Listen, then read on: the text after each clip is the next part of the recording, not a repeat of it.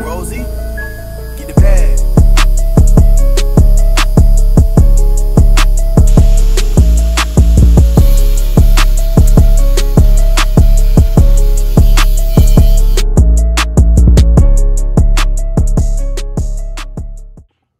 Yo, what's up guys? Guido here, back again with another Motovox build video. Now, as you saw from the last previous videos, I did a video on how to get a motor running that has been sitting for a year, and also I did a video on this bike specifically getting this thing running and riding. For those that don't know, this sat outside for about a year, and you can just tell the paint is just absolutely trashed and faded. Well, anyways, we got this thing up and running because it wasn't running. The carb was all, gummed up with old bad gas, and the jets were all messed up. So a quick little carb cleaning, we got this thing running and riding. We threw a new rear tire on because the other one was sliced. And we tried to kind of fix the valve stem because it was all messed up. It was sliced, but that didn't really work. So it doesn't matter. We got it running and riding. You guys can look at the video in the description below. This thing is a little ripper, I will tell you what.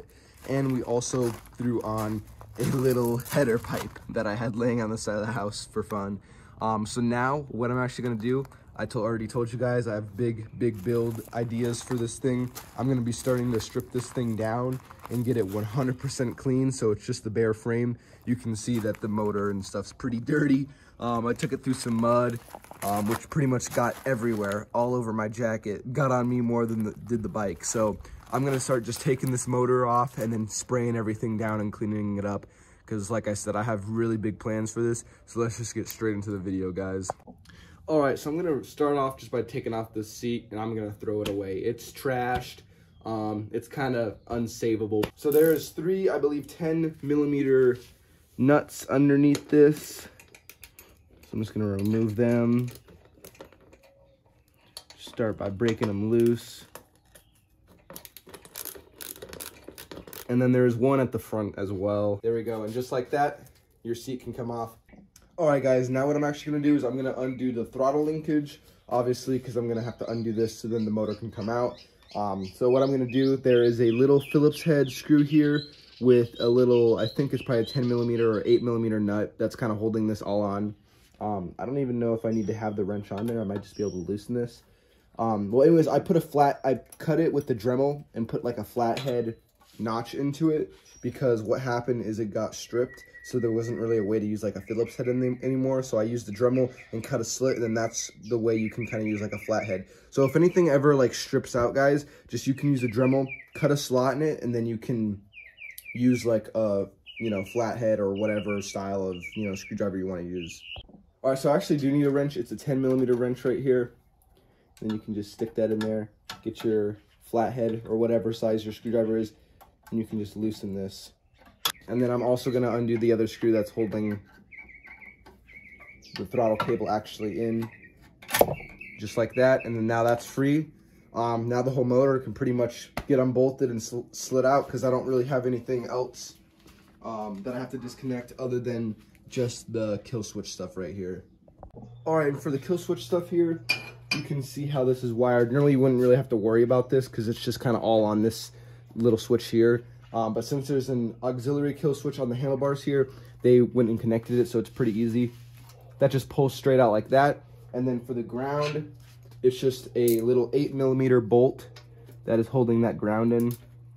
I wasn't even tight. So we're just gonna unloosen this, just like that.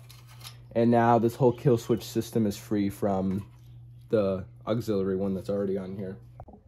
All right, so now what I'm doing is I'm just loosening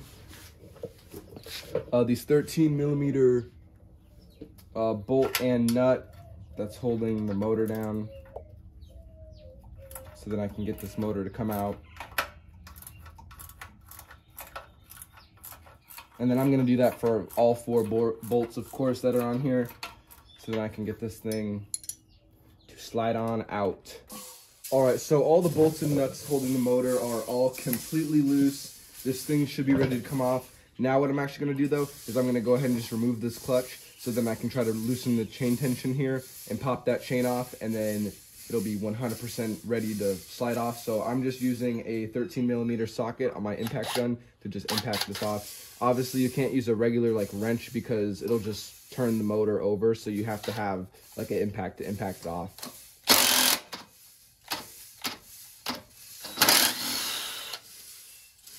And just like that, this should be able to just come straight off after I loosen the tension from here. So now what I'm doing is I'm just gonna push this chain to the side and just pop it off just like that. It's that easy. And then I'll be able to pull this and lift it over the clutch here. Just like that. And then this can just get thrown out. This chain's bad. And then hopefully the clutch will just slide off. I might have to get a pulley puller on there and pull this off because that looks like that's seized on there. So you can tell that this thing is stuck and seized on there. You can see it's all welded and just kind of just rust welded all on there and stuff. Like, I mean, this ain't coming off. So what I'm actually gonna do now is I'm gonna show you guys how to get a clutch off. Now this motor is technically free. I could just take it off as it is, but I would like to get this clutch off. And I'm gonna show you guys how to do that. This is basically what happens when you don't put lube on that shaft and rainwater and everything goes and sits and kind of welds it on there. Now I'm sure there's probably many ways you could try to hit this off or pound it off, but the real right way to do this is to get this right here, a Pittsburgh 8-inch 3-jaw puller. This works great. Now this is for like an engine puller, for like a pulley puller. So like if you have like, I don't know, for example, like a water pump pulley or something like that, if it won't come off, you can use this and boom, pull it off or whatnot.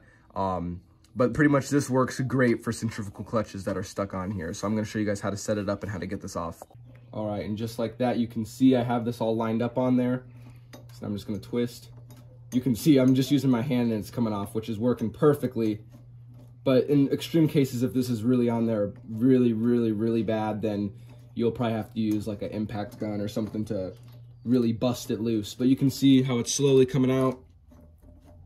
And this is just by my hand, guys, so it's not on there too bad. But it was on there, you know, enough where it wouldn't come off by me just sliding it off. Now, I want you guys to check this out. You can see how dirty and gross and grimy it is. And then you can even see on this is bone dry. There's no lubricant, no grease or anything on there. So, all right, and you can see I got the clutch off and I also got all the bolts and nuts holding on the motor. There was only 3 of them, so easier rather than 4, because that one didn't have one. So makes my life a little bit easier. Now this thing should be ready to slide straight off of this. All right, so now I'm gonna pull this motor up out of here because everything's all disconnected. So it should just be able to slide up out. And just like that, the motor is out. All right, now I'm pretty much gonna be building this whole entire thing up. So a lot of the parts on here I'm not gonna obviously use, and I'm gonna either just sell them or throw them away if they're just kind of like the throttle and the brake. I mean, this stuff is junk. Nobody really wants it.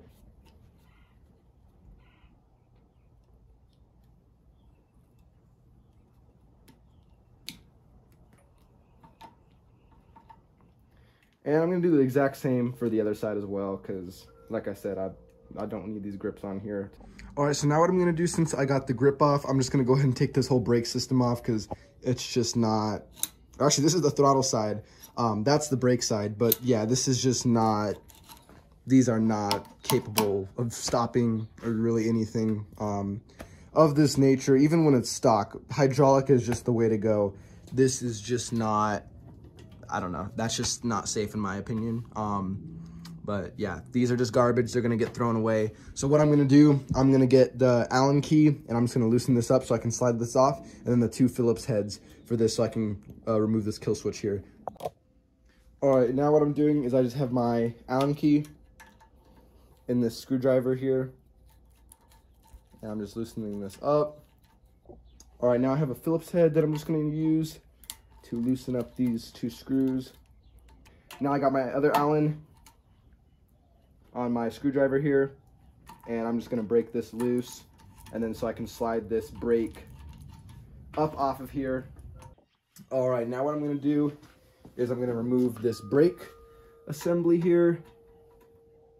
All right, and just like that, the whole brake assembly is completely off. Just gonna cut the zip ties, and this thing's gonna be ready for what I'm gonna do with it right now. All right, now pretty much the last thing I'm gonna do is I'm gonna remove this back wheel and tire, and then I'm gonna start cutting stuff on this frame, cutting some stuff off that I'm not gonna use. So I'm gonna impact this loose. All right, and now with that back wheel being removed, that can just get tossed or disposed of or either sold, just because it's just not in very good shape and I'm not gonna be reusing it again.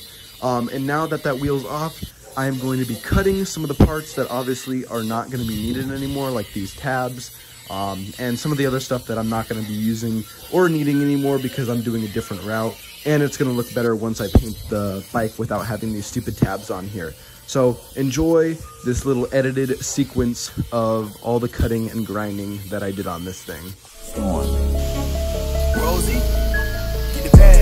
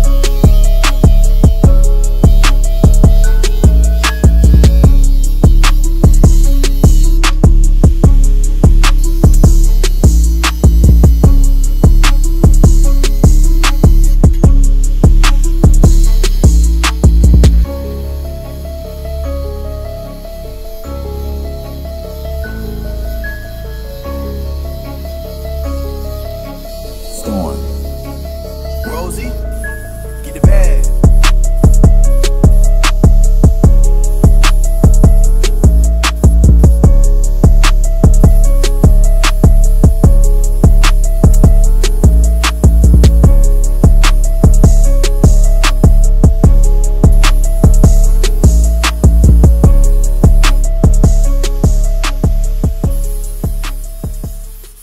All right, so check it out, guys.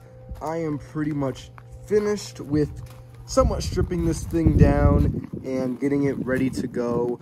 Now, as you can see, I wiped this thing down and cleaned it all up, ready for the powder coating guy, because as you guys know, we are going to be getting this thing completely powder coated, because this paint is faded. Now, you probably could just put a clear coat on it or rattle can it and probably be fine, but I want to do a completely different color, and also just the powder coat is just way, way stronger and more durable. As you'll see from my other videos, we powder coated my other dad's mini bike, so you will pretty much see the difference of how long that's going to last, and it's resistant to like scratches and stuff like that, whereas regular Rust-Oleum paint is just going to kind of chip off or kind of flake off or whatever. It just doesn't last that long, especially with like gas stains or oil stains. So like I said, I'm going to be getting this whole entire thing powder coated. I sanded and grinded down all back here. I'm going to be stretching this frame, which you guys will see in the next video. But that's all ready to get all welded up and everything. I cut the stock wheel tabs that were under here because obviously I'm not going to be needing those, so that can get cut off, along with the brake mount on that side as well, because I'm going to be relocating it over here. You know, it doesn't need to be there. And then I cut off this tweaker like chain tensioner setup. I'm not sure if that's how it comes from the factory. I see a lot of them just with like the regular Monster Moto one right here with the roller, which works perfectly fine. So I don't know why there was like this thing here and then like another spring like tensioning it up, but it didn't really work. It like kind of was just holding it there. It was really weird. So I don't really know what that setup was about, but that's completely off. I'm not going to be using that. I'm going to be making a custom chain tensioner, which I'll show you guys actually how to build a custom chain tensioner in the later video, so stay tuned. So everything is pretty much done. I'm just leaving like the front handlebars and the forks and stuff on there, just kind of mocked up so I can see like, oh, where stuff's gonna sit and kind of how it's all gonna go together and stuff like that. And that's pretty much the whole assembly right there. I hope you guys enjoyed. Make sure you guys comment, like, and subscribe, and peace.